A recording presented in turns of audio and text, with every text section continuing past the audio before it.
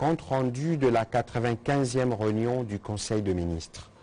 Le président de la République, chef de l'État, a autorisé le Premier ministre chef du gouvernement à présider ce vendredi 21 avril 2023 par visioconférence la 95e réunion du Conseil de ministres.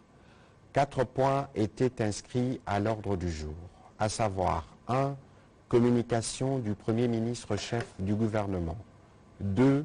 Point d'information. 3. Approbation d'un relevé des décisions du Conseil de ministres. Et 4. Examen et adoption de textes. La communication du Premier ministre chef du gouvernement a porté sur 3 éléments principaux, à savoir 1. De la recrudescence du banditisme urbain et de la délinquance juvénile dans certaines villes du pays. L'inquiétante montée et la persistance des faits de banditisme et de délinquance juvénile dans certaines grandes villes du pays constituent une préoccupation majeure du gouvernement. Pour le Premier ministre, ces actes de criminalité et d'un civisme inqualifiable dont sont victimes quotidiennement nos populations, surtout les plus vulnérables, doivent être combattus et réprimés avec la dernière énergie. Tenant compte de l'ampleur de ces phénomènes, il a annoncé la convocation d'une réunion urgente sur la question dans les jours à venir avec le ministre sectoriel et les services de sécurité concernés en vue de dégager une fois pour toutes un plan robuste et holistique assorti des moyens en vue de l'éradication totale et définitive de ce phénomène connu à Kinshasa comme le phénomène Kuluna. Avec l'accompagnement du gouvernement, le vice-premier ministre, ministre de l'Intérieur, Sécurité et Affaires coutumières, a été chargé d'instruire les gouverneurs de province afin que ces derniers prennent aussi à leur niveau toutes les mesures nécessaires en vue du renforcement et de la création dans leurs entités respectives des dispositifs nécessaires pour arriver au bout de ces phénomènes. Il a été également chargé, le vice-premier ministre, ministre de l'Intérieur, a été également chargé de relancer la campagne de recrutement et des formations de policiers pour renforcer la sécurité urbaine et la sécurité électorale. 2. Projet de loi instituant la réserve de l'armée et de la défense. Le Premier ministre s'est réjoui de la programmation pour examen à l'Assemblée nationale du projet de loi instituant la réserve de l'armée et de la défense de la République démocratique du Congo. Il a pour ce faire chargé le vice-premier ministre, ministre de la Défense nationale et ancien combattant à prendre toutes les dispositions pour assurer la défense de ce projet particulièrement attendu et important pour le pays dans ce contexte d'agression. Avant de clôturer sa communication, le Premier ministre a exprimé une vive inquiétude sur les problèmes d'approvisionnement en maïs que connaissent les provinces du Grand Katanga et du Grand Kasaï, conséquence de la rareté de ces denrées dans la partie orientale de l'Afrique qui pousse les pays de cette partie du pays à s'approvisionner comme la République démocratique du Congo chez les pays de l'Afrique australe. Il a à ses propos accordé la parole au vice-premier ministre, ministre de l'économie nationale, pour faire le point de la situation relative à la hausse actuelle de prix de la farine de maïs. Prenant la parole, le vice-premier ministre, ministre de l'économie nationale, a brossé les causes de cette situation liée entre autres à la production locale qui reste faible au regard de la demande du marché, à la réduction de l'offre zambienne, au coût élevé d'importation de ces denrées d'Afrique du Sud, ses répercutant sur le prix de vente en détail et la détérioration de conditions climatiques dans la région. Il a informé les conseils des grandes lignes de mesures préconisées qui sont en cours d'examen au niveau de la commission ECOFIN du gouvernement, et ce avant de passer à la réunion de conjoncture économique spéciale prévue à cet effet en début de semaine pour leur implémentation à court, moyen et long terme. Dans ce cadre, il est prévu une mission qu'il conduira, accompagné de ministres respectivement en charge de l'agriculture, du transport, de l'industrie, de l'entrepreneuriat et PME, pour explorer la faisabilité de ces mesures avec des producteurs locaux. Cette mission devrait-elle parachever les discussions avec la Zambie en vue d'obtenir un accord ferme d'approvisionnement? Elle devra aussi engager les mêmes discussions avec le gouvernement sud-africain.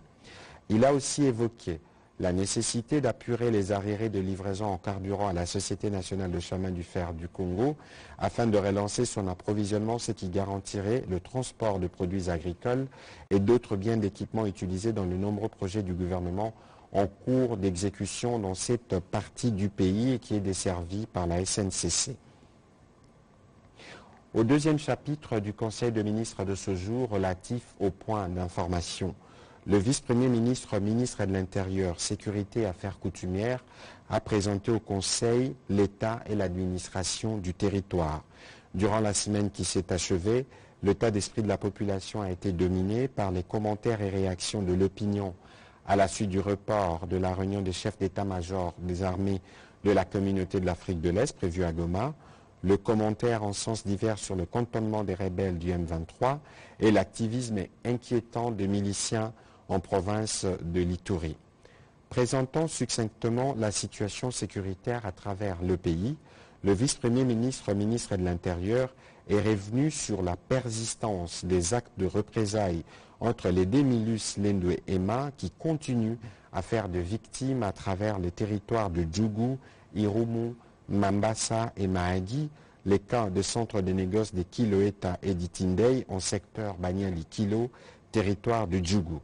Les bilans établis indiquent que 33 civils ont été tués et des habitations et boutiques incendiées. Au village Sayo, secteur Banyali-Kilo, territoire de Djougou, 15 miliciens Codeco ont été neutralisés par les miliciens EMA du groupe Zahir. En outre, 2 autres groupes armés nouveau-nés, à Somba, Liwa et Endocide, sont également signalés dans les attaques contre les sites miniers, les cas de sites de coopératives Komoy au village Gyongyo, chefferie Bandaka, territoire de Mambasa. Le gouverneur militaire a été instruit pour suivre de près de ramener la paix dans cette partie du pays. Dans les registres politiques et en rapport avec le processus électoral en cours, le vice-premier ministre, ministre de l'Intérieur, Sécurité et Affaires coutumières, a reçu, à travers le programme des Nations Unies pour le développement, l'engagement des 2 partenaires, à savoir le gouvernement japonais et le Fonds de consolidation de la paix des Nations Unies. Ils se sont engagés à accompagner les gouvernements de la République démocratique du Congo avec des appuis financiers de l'ordre de 2 millions de dollars américains en faveur des provinces du Haut-Katanga, Lualaba et Kasaï central et de 1 977 817 dollars pour les provinces de l'Ituri, Nord Kivu et Sud Kivu. Ces fonds serviront à la sécurisation des élections et à la prévention des conflits avant, pendant et après les élections. Toujours sur ces chapitres sécuritaires, le vice-premier ministre, ministre de la Défense nationale et ancien combattant, a indiqué que la situation opérationnelle demeure préoccupante dans les zones de Massissi, Rutshuru et Nyiragongo, où depuis le 16 avril 2023, il s'observe le renforcement de plusieurs positions par les terroristes RDF M23. Les différents mouvements de ces derniers, de Runyoni, Tchanzu, Sabinyo, en direction des Tamungenga, Kalengera sur la RM2 et la concentration sur l'axe Boussendo-Pomabenga confirment ce renforcement et présage des attaques futures contre la population et les positions de forces armées de la République démocratique du Congo. Ces renforcements est également visibles en face de Kibumba, côté rwandais, aux environs des Tongo, localité occupée par les contingents kenyans dans le cadre de la force régionale vers les localités Moulimbi et Roussekera. Le vice-premier ministre, ministre de la Défense nationale et ancien combattant, a informé le Conseil des dispositions prises pour que les activités de défense au front soient proportionnelles et par-delà supérieures aux menaces aussi bien dans le Nord Kivu, le Sud Kivu, l'Ituri que dans l'espace du Grand Bandundu. Par ailleurs, le vice-premier ministre, ministre de la Défense nationale, a fait état du relâchement de 59 combattants du groupe armé EPLC ou Wazalendo qui ont été arrêtés le 14 avril dernier suite à une soi-disant attaque d'une position RDF à Kibumba et acheminés à la prison de Munzenze. Entre-temps, le déploiement du contingent ougandais se poursuit en territoire de Rutshuru. Dans les Massissi, les M23 RDF réfractaires ont attaqué une patrouille des éléments burundais à la hauteur de la localité des Malais sur l'axe Sake-Kichanga. Dans les provinces de l'ex-Bandundu, la situation sécuritaire est dominée par la persistance de l'activisme des assaillants Yaka en territoire de Kwamut et des Bagata. Des mécanismes au niveau de la défense se mettent en place pour la stabilisation de cette situation.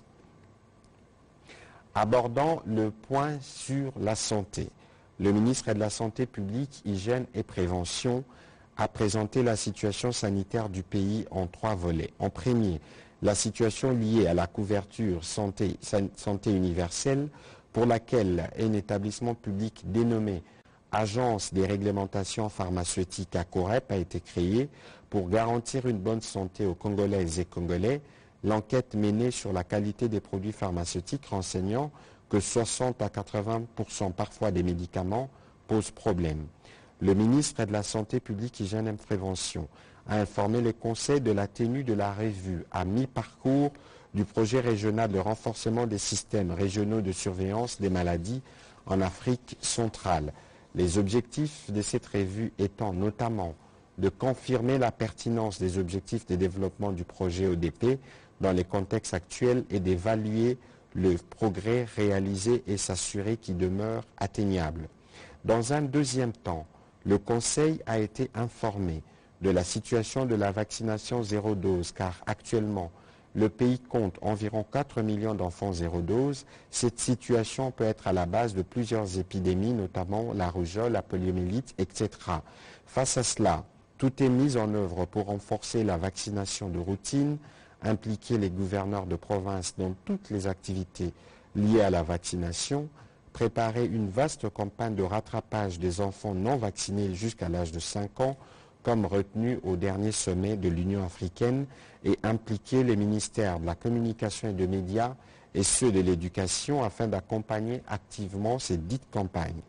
Le ministre de la Santé a terminé ses deuxième chapitres en informant le Conseil de l'inauguration du laboratoire INRB le 6 avril dernier à Goma. En dernier lieu, il a présenté la situation épidémiologique dans le pays. Pendant que le Covid-19, le monkeypox et la méningite restent globalement maîtrisés, les efforts sont multipliés pour faire face au choléra et à la rougeole. Évolution de la situation récente sur le marché des changes ainsi que de biens et services. Invité à prendre la parole au Conseil de ministres de ce jour, la gouverneure de la Banque centrale du Congo a fait le point de la conjoncture économique du pays. Il en ressort que les tensions observées sur les marchés d'échange et la surchauffe sur les prix intérieurs de biens et services observés en début d'année tendent à s'inverser positivement depuis les 2 premières semaines du mois d'avril en cours. Cette situation tient sans préjudice de la poursuite des efforts de stabilisation fournis par le gouvernement et la Banque centrale du Congo au reflux cyclique de la liquidité dans les systèmes bancaires, expliqué de la grande échéance fiscale du mois d'avril. Ainsi a insisté la gouverneure. Il s'observe un ralentissement de l'inflation en rythme hebdomadaire, situant le taux à 0,15% contre 0,28% de la semaine précédente. Cette évolution est conjuguée à un processus de stabilisation sur le front du marché de change. Le taux de dépréciation de la monnaie nationale par rapport au dollar américain demeure très faible, soit 0,02%, attestant une accalmie sur le marché depuis quelques semaines.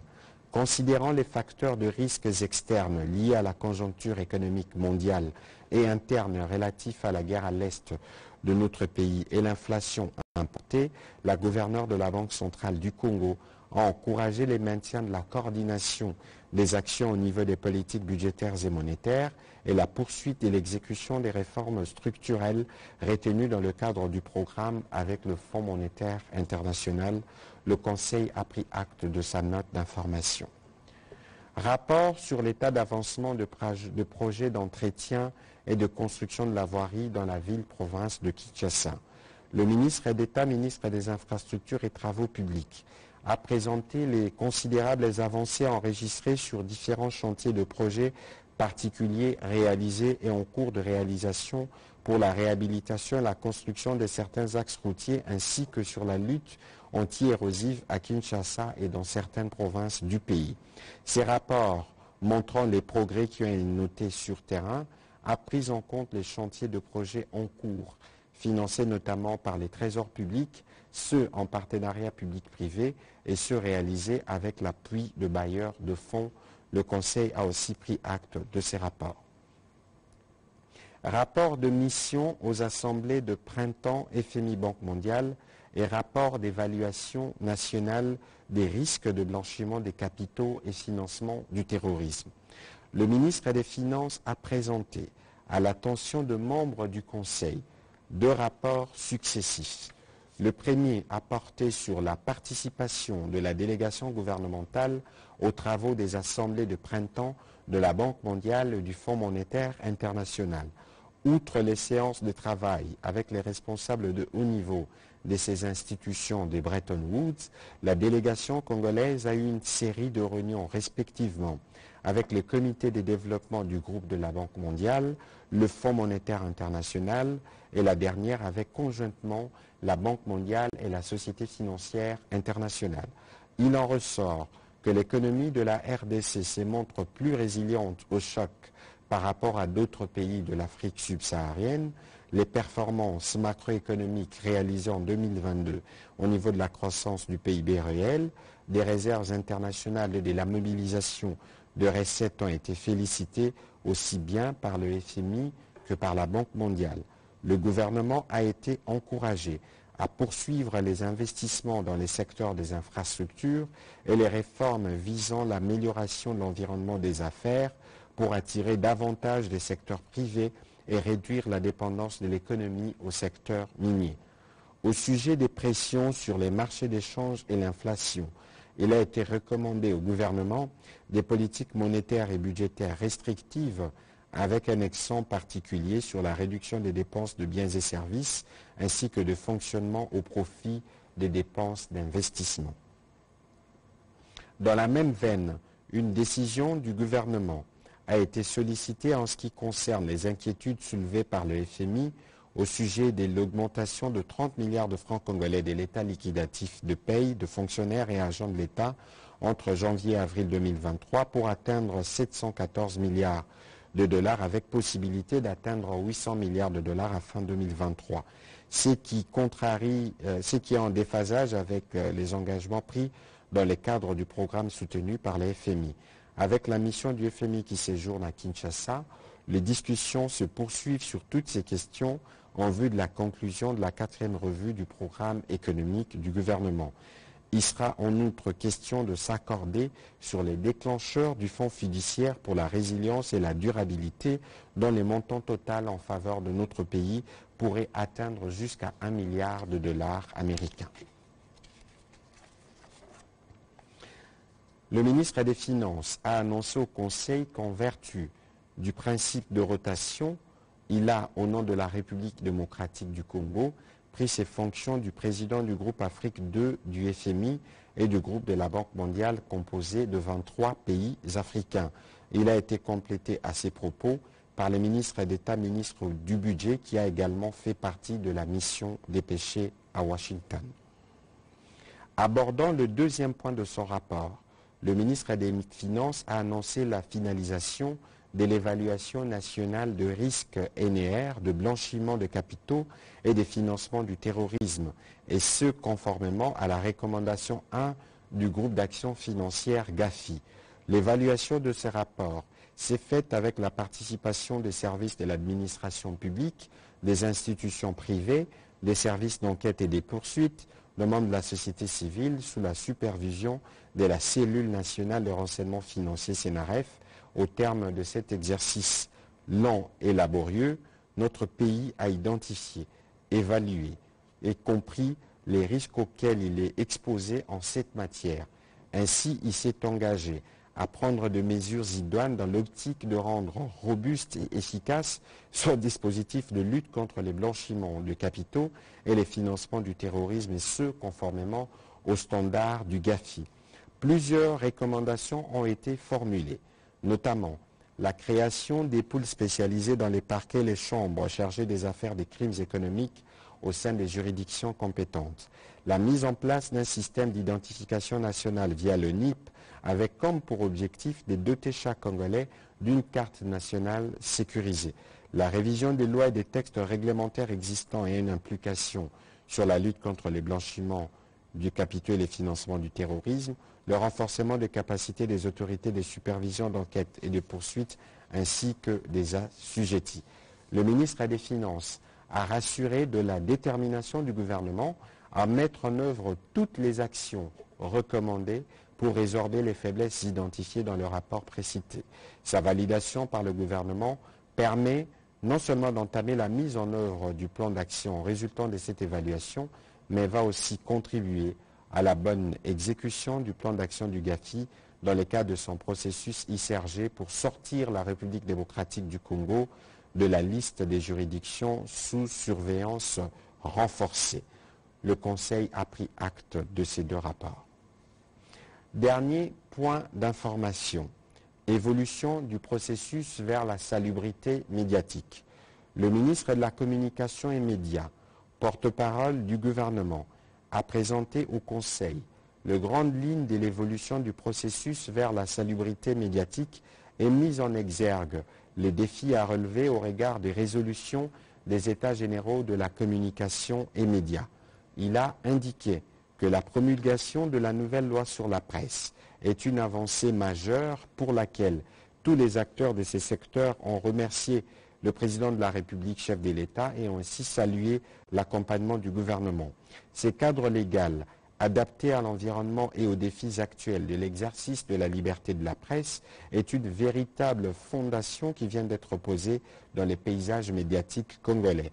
La première phase du contrôle de conformité administratif et documentaire des éditeurs de programmes et des sociétés de télédistribution amorcée en décembre 2021 pour la ville-province de Kinshasa a été bouclée.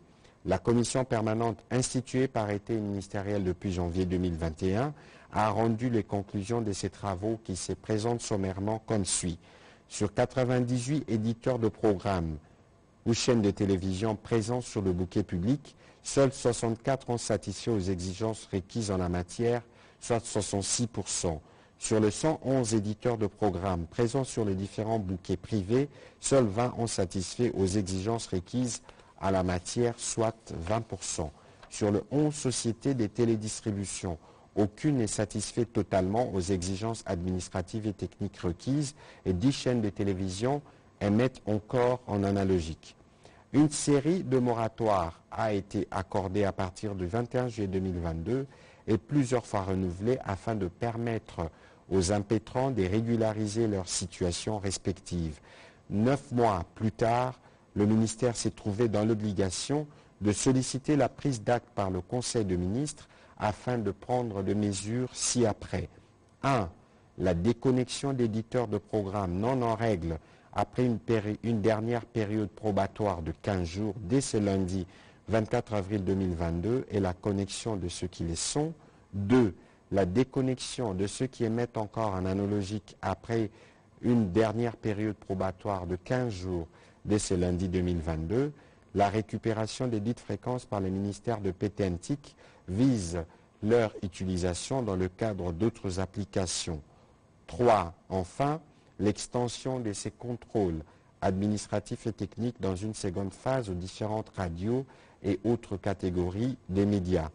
Par ailleurs, le ministre de la Communication et Médias a annoncé avoir transmis au gouvernement l'avant-projet de décret portant statut des journalistes œuvrant en République démocratique du Congo pour examen et approbation. Il a rappelé au gouvernement la nécessité et l'urgence du financement du congrès extraordinaire statutaire de l'Union nationale de la presse du Congo pour mettre en place une structure d'autorégulation. L'objectif poursuivi est de faciliter le travail de salubrité médiatique et de la construction d'une presse plus professionnelle, libre et économiquement viable afin de mieux contribuer au développement de notre pays. Le Conseil a pris acte de ce rapport. Au troisième chapitre du Conseil de ministres de ce jour, relatif à l'approbation d'un relevé des décisions du Conseil de ministres.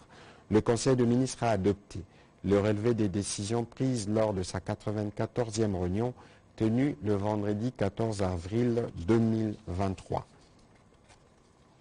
Au dernier chapitre du Conseil de ministres de ce jour, relatif à l'examen et à l'adoption de textes. Deux textes. 1. Projet de décret.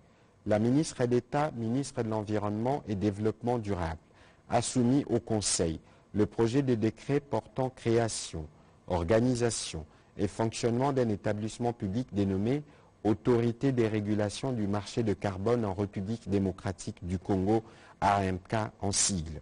Elle a rappelé que la décision de mettre sur pied cet établissement public a été prise lors de la 11e réunion du Conseil de ministres tenue le 11 juillet 2021. Celle-ci était dictée par la nécessité de rentabiliser les efforts fournis par notre pays dans la préservation de ses forêts, le renforcement des stocks de carbone ainsi que sa contribution à la régulation du climat mondial au profit de l'amélioration des conditions de vie des populations.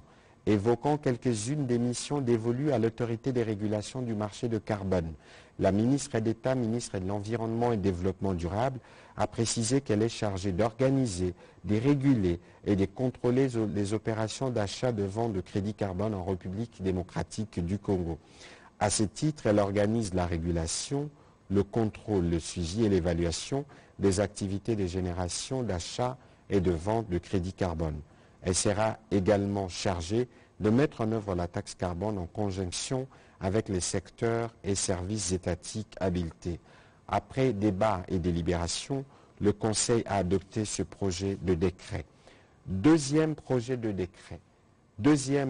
texte plutôt, projet de loi portant autorisation de la prorogation de l'état de siège sur une partie du territoire national. La ministre d'État, ministre de la Justice et garde des Sceaux, a soumis au Conseil le projet de loi autorisant la prorogation de l'état de siège dans les provinces de l'Ituri et du Nord Kivu pour une période de 15 jours prenant cours le 4 mai 2023. Après débat et délibération, le Conseil a adopté cet autre projet de loi. Avant de clôturer la réunion de ce jour, le Premier ministre, chef du gouvernement, a souhaité, au nom de toute la population congolaise, à la communauté musulmane en République démocratique du Congo, une joyeuse fête, une joyeuse célébration de Aïd al-Fitr ou la fin du Ramadan. Commencée à 12h12, la réunion du Conseil de ministres a pris fin à 17h52. Je vous remercie.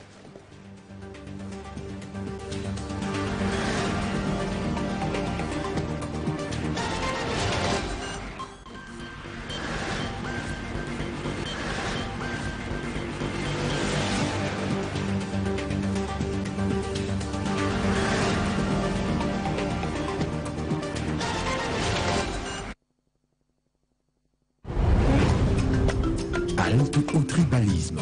Protégeons notre diversité culturelle. Notre Congo, toujours liboqué. Bomoko.